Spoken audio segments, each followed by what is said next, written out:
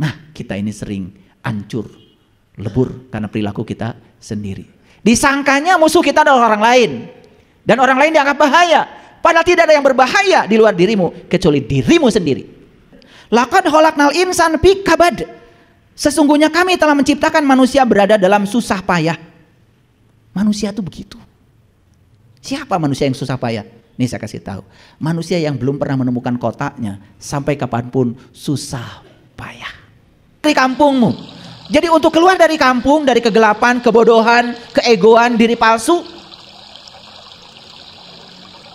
bunuhlah diri. Apa yang harus dibunuh? Bunuh identifikasi dirimu terhadap pikiran. Bunuh diri palsumu. Bunuh egomu. Cari guru yang bisa membantu kita untuk itu. Dan saat kita bisa keluar dari kampung kita, gak ada jalan lain kecuali kita pergi ke kota. Makanya leluhur kita kalau keluar dari kampung pergi ke kota, kan disebutnya juga nyaba. Coba, balik ke mana ya? Nyaba, ke mana? Ke Dayeuh. Dayeuh itu kota tua, namanya Dayeuh Kolot. Nah itu cari oleh kita. Dalam diri kita tuh ada kota tua, luar biasa. Itu kota yang tidak pernah berawal dan tidak akan pernah berakhir. Itu kota abadi dan selamanya akan ada. Bahkan saat saya sudah hancur lebur tubuh saya masih akan tetap di kota itu. Karena kota itu adalah kota abadi, selamanya ada. Tidak kena perubahan kota itu. Makanya di Quran surat At-Tin jelas. Watin, wazaitun, waturi sinin. Kan gitu.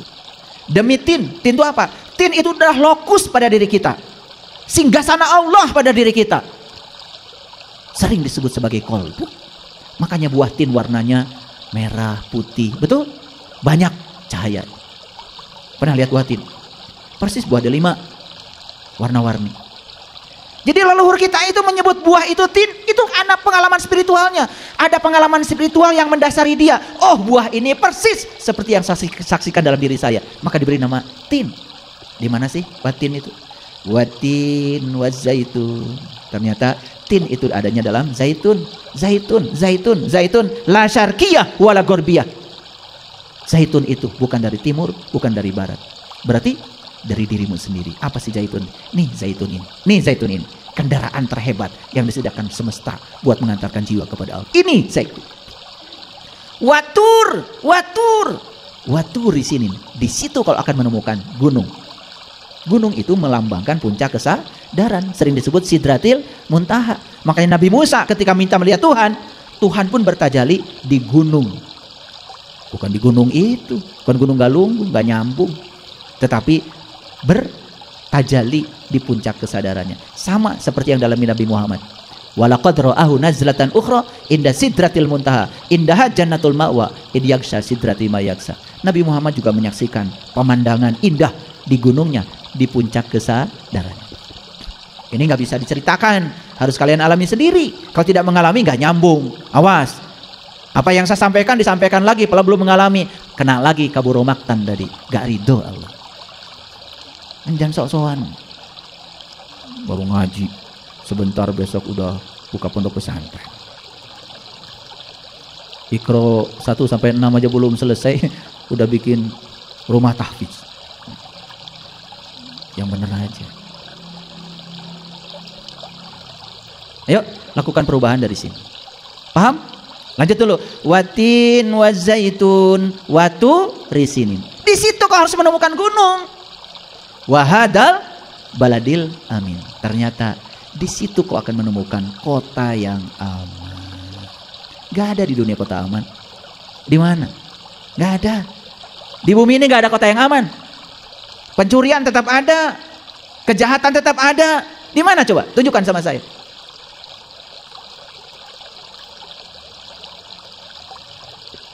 Kota suci itu adanya di sini.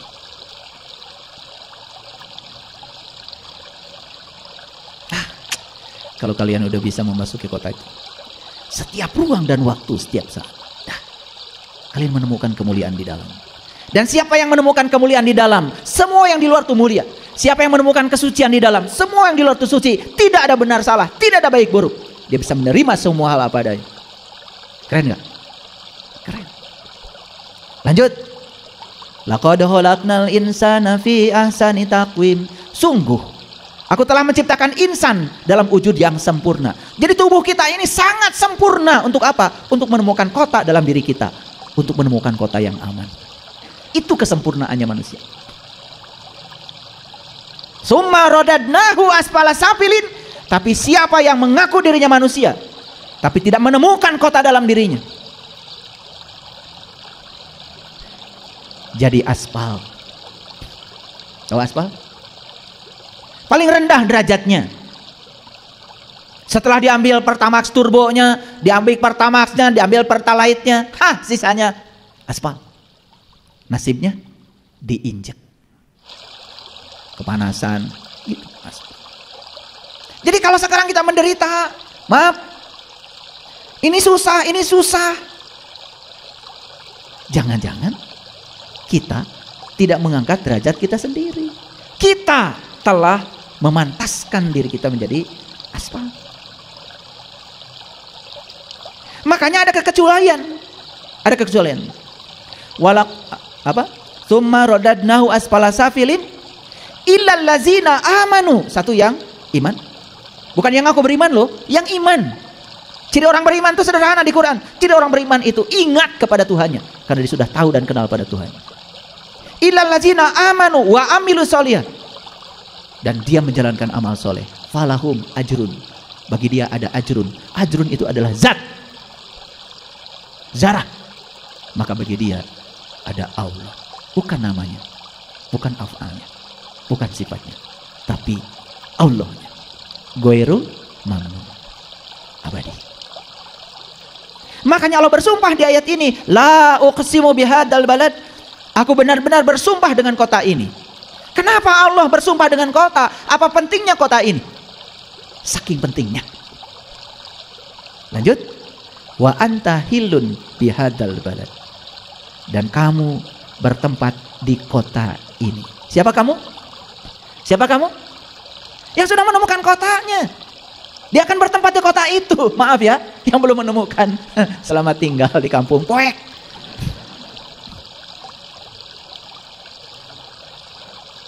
Makanya dalam gelap itulah kita menjadi salah persepsi. Dalam gelap menjadi salah interpretasi. Kayak ular. Begitu ular lihat gergaji, pikiran ular, wah dia akan membunuh saya. Maka dibelit gergaji itu oleh ular. Sampai akhirnya ular mati karena perilakunya sendiri. Nah, kita ini sering hancur, lebur karena perilaku kita sendiri. Disangkanya musuh kita adalah orang lain. Dan orang lain dianggap bahaya. Padahal tidak ada yang berbahaya di luar dirimu kecuali dirimu sendiri. Saya kasih tahu. Nih kalau sudah nunjukin itu saya pengen nyubit sama kalian. Kita selama ini menganggap bahaya dari luar. Di luar gak ada yang berbahaya. Kalau tidak diizinkan oleh kita, tidak ada yang berbahaya di luar. Sakit hati bukan buatan orang. Sakit hati buatan kamu sendiri. Karena kamu ingin orang lain seperti yang kamu mau. Begitu orang lain tidak melakukan yang kamu mau, padahal orang lain tidak bisa dikendalikan oleh kamu sakit hati. Siapa yang melilit gergaji itu? Kamu sendiri. Ular melilit gergaji. Jadi kita selalu menganggap yang berbahaya di luar diri kita. Maaf, yang menyebabkan kalian gagal sholat tahajud kan bukan orang lain. Yang berbisik pada kamu, kamu sendiri. Bisiknya lembut, tiris. Betul nggak? Lembut, tama sudah tiris. Tunduk. Lembut. Kalau yang saya ucapkan barusan itu kurang lembut. Karena kalau saya lembut membicarakannya kalian nggak denger. Kasihan yang sedang ikut streaming nggak denger. Lebih halus dari itu. Bahkan nggak ada suaranya. Diturut. Begitu. Tiris.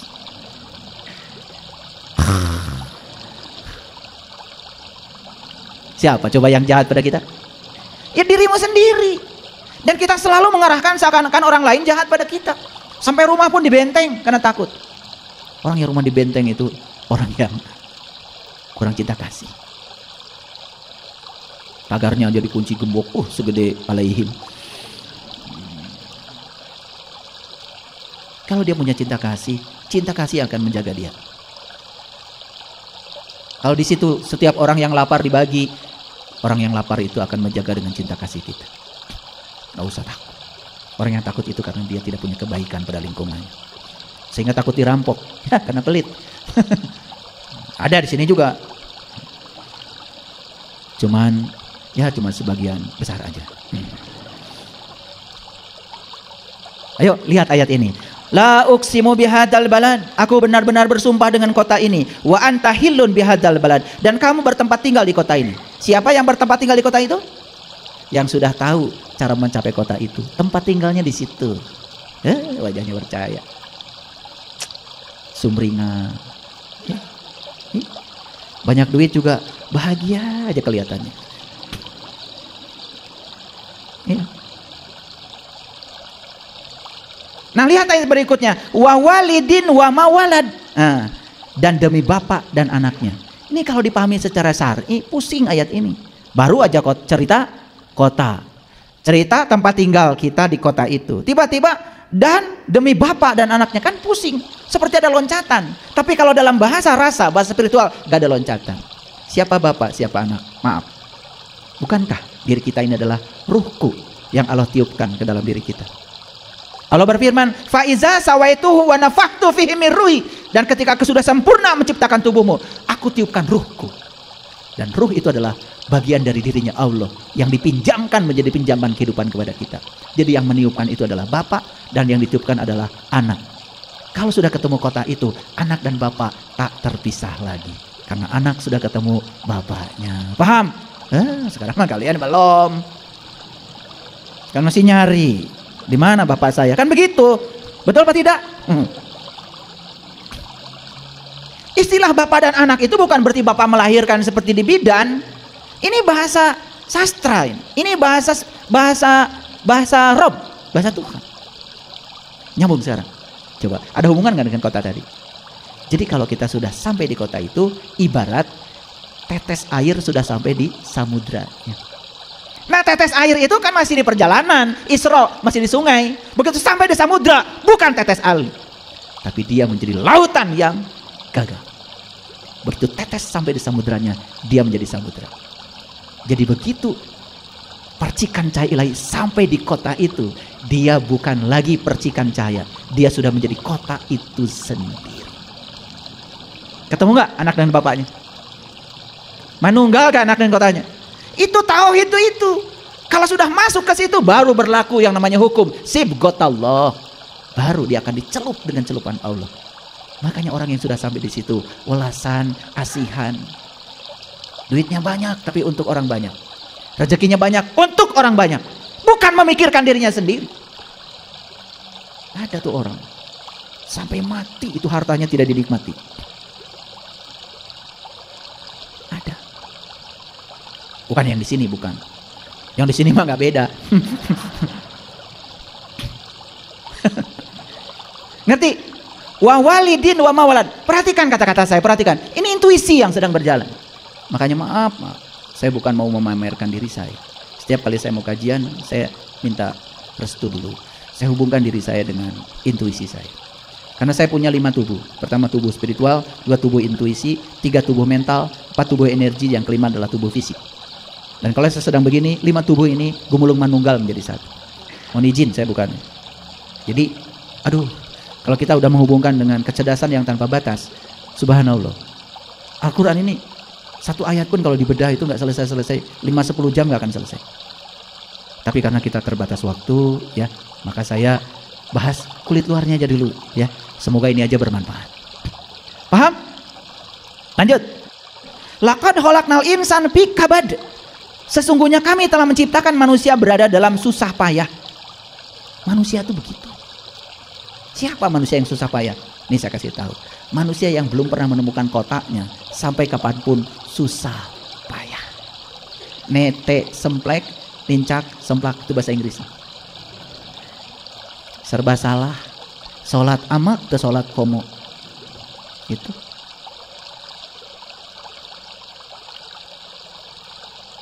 Paham?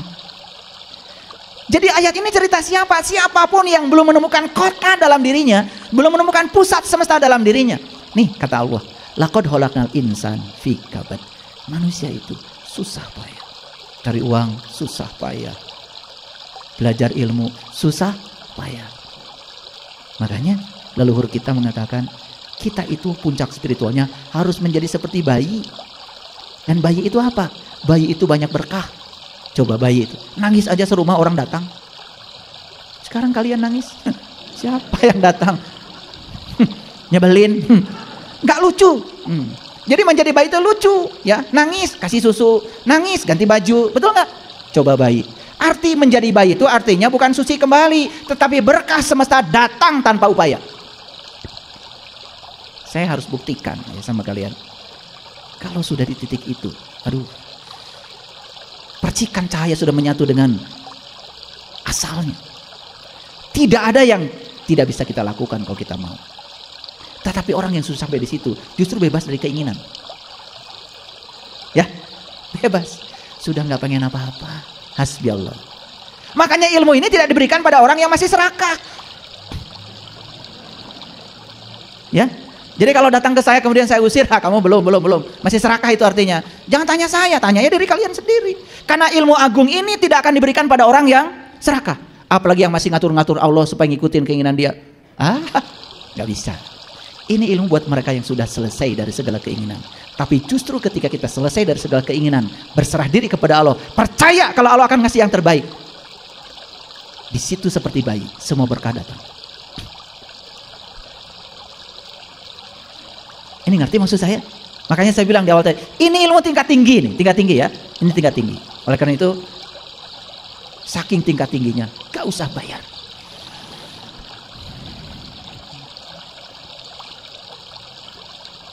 Makanya tidak ada tulisan di luar masjid ini, ditanggung tidak luntur. Apalagi luntur tidak ditanggung. Maaf ya, yang perlu iklan itu hanya ilmu-ilmu yang tidak percaya pada ilmu itu.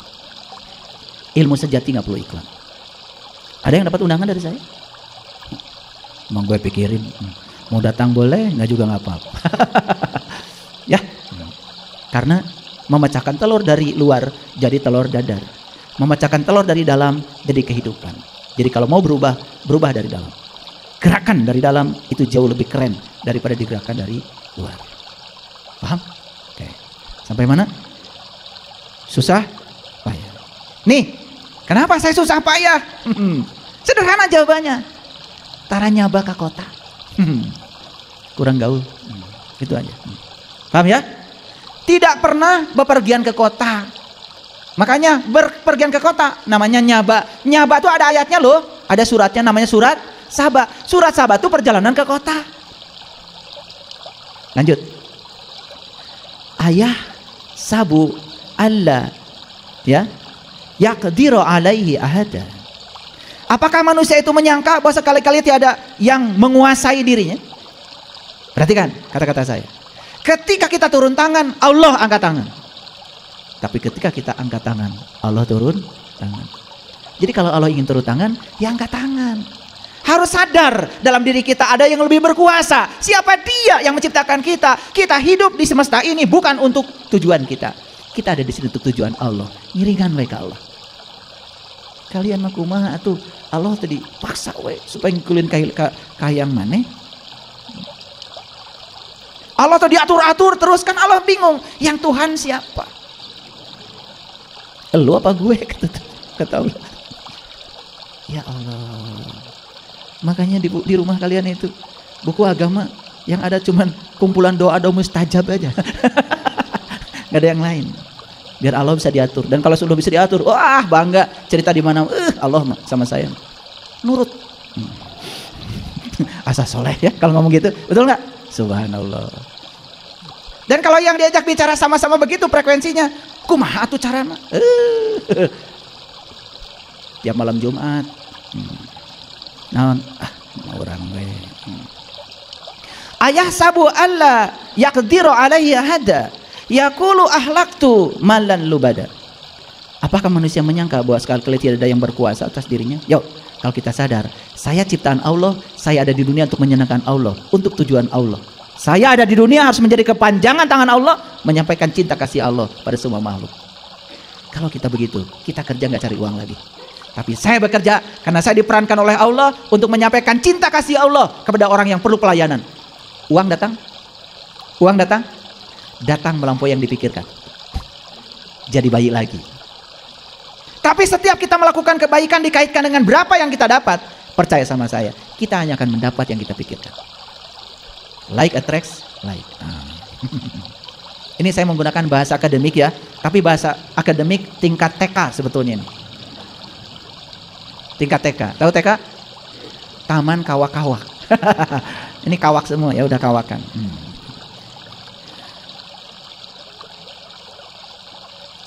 Ayasabu alam yarahu ahadun.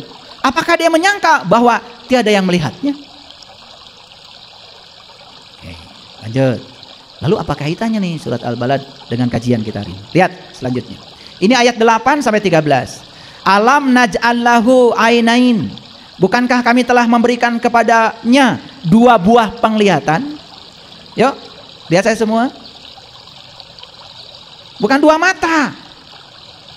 Kalau 2 mata ya sudah, kita punya kiri kanan. Mata kita ini 1.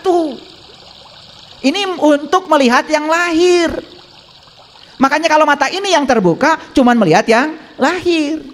Ada 1 mata lagi dalam diri kita yang harus dibuka. Itu yang disebut dengan mata jiwa, mata batin, mata qalb. Makanya Allah infokan kepada kita, aku telah berikan kepadamu 2 penglihatan.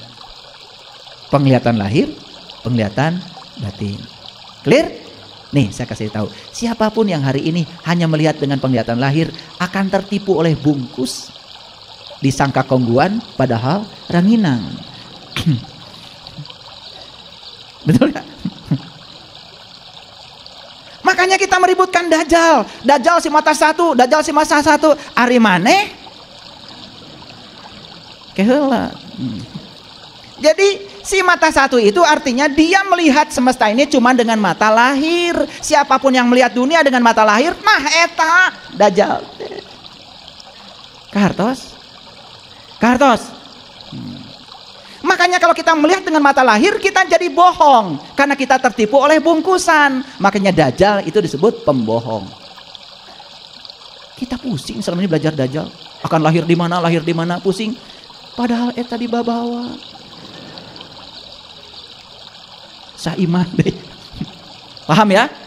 Nah, begitu kita sembuh dari kebutaan mata batin, kita tidak tertipu lagi oleh bungkusan luar. Kita bebas dari penyakit kulit. Maka hari itu tidak ada lagi Dajjal. Karena Dajjal sudah mengalami hari kebangkitan kesadaran. Itu yang namanya kiamat. Maka disitulah perlu Imam Mahdi, orang yang menunjukkan jalan. Jalan supaya mata yang tertutupnya jadi terbuka. Gitu. Kartos? Masuk akal? Masuk akal? Cerita Imam Mahdi lain lagi. Cerita Dajjal lain lagi. Cerita kiamat lain lagi. Kiamat itu artinya bangkit. Siapa yang harus bangkit? Coba, kalau ada orang sedang berdiri, pernah nggak bilang, bangkit, gitu? Oh, bangkit manu labuh. Tuh nggak? Kudu berak. Ayo bangkit. Tuh. Jadi bangkit mah karena labuh. Jadi kata bangkit itu cocok buat yang sedang terpuruk. Saya kalau sholat, kok ingatan saya kemana-mana? Sok atuh bangkit. Kan sholatnya mengingat Allah. Saya kalau ngaji Quran itu, saya tenang sekali. Kenapa? Dan nggak ngerti. Sok atuh bangkit. Kan kata Quran kalau disebutkan ayat-ayatnya bergetarlah. Iya makalah tenang. Sedangkan kata Quran sendiri, orang beriman itu apabila dibacakan ayat-ayatnya itu bergetar, bertambah iman. Iman dibacakan Quran, tenang. Alam naj'al lahu ainain. Tenang. Padahal Allah bilang, aku telah memberikan 2 penglihatan loh kepadamu. Lamun ngerti maafan. Loh, hari orang ningalina hiji apa 2? Aduh, saya baru melihat hanya lahirnya saja, batinnya belum. Gening Dajjal teh. Gitu. Rawas. Dan ngerti, betul nggak? Alhamdulillah kalian mah anteng. Malah dibagus-bagus. Alam naj'al lahu ainain. Allah. Walisana wa syafatai. Allah. wa hadainahun najdain. Allah. Malah di Quran Allah bilang, aku jadikan kamu kera yang hina. Allah.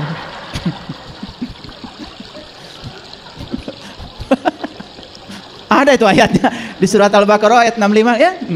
Barang siapa yang melanggar hari Isbat, hari Sabtu. Sabtu itu setelah Jumat. Jadi Jumat itu bergabung, manunggal, ketemu kotanya itu Jumatan namanya. Nah, ketika dia sudah sampai di kota itu tapi dia melanggar janjinya, nah, dia melanggar hari Sabtu, hari Isbat. Isbat itu dia melanggar janjinya sendiri. Makanya aku jadikan kera yang hina. Itu Qur'annya begitu. Karena melengking suaranya. Allah.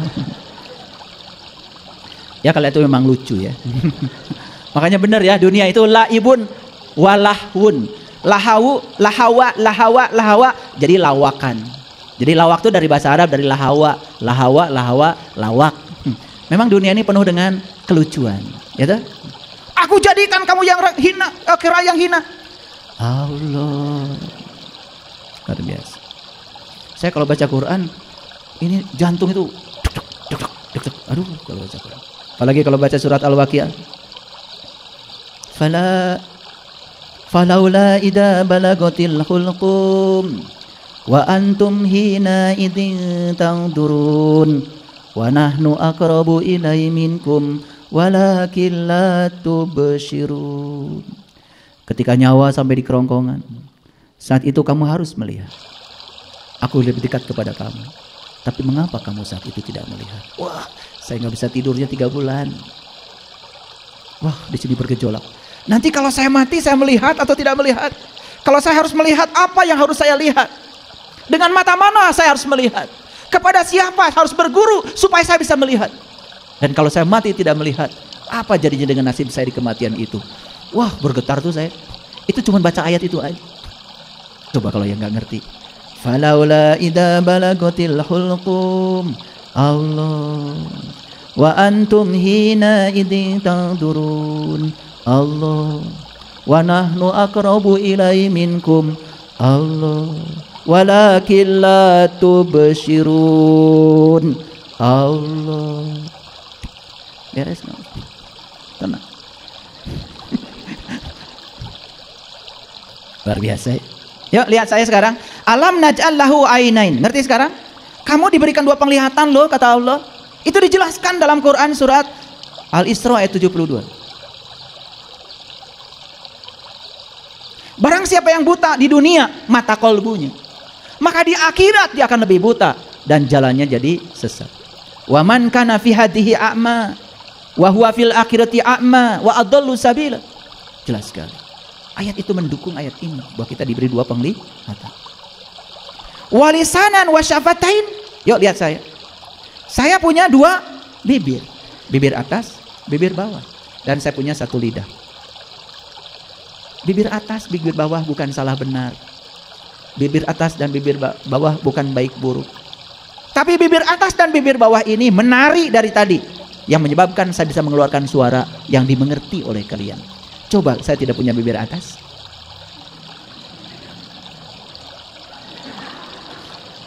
Gak ada suaranya. Atau bibir atas saja tidak punya bibir bawah. Gak ada suaranya. Suara saya ini terdengar karena ada atas, ada bawah. Jadi atas dan bawah bukan baik dan buruk. Terima semua dualitas apa adanya. Ikuti tarian semesta. Lidah ini bisa menari dengan sempurna. Keluar kata-kata yang bisa dimengerti. Itu kaitannya dengan tadi kecerdasan. Kecerdasan itu adalah kemampuan untuk bisa menerima dan beradaptasi dengan perubahan. Oke? Wa hadainahu najdain. Dan kami telah menunjukkan kepadanya 2 jalan. Hati-hati. Allah menunjukkan 2 jalan, tapi Allah tidak nyuruh kita memilih salah satu jalan.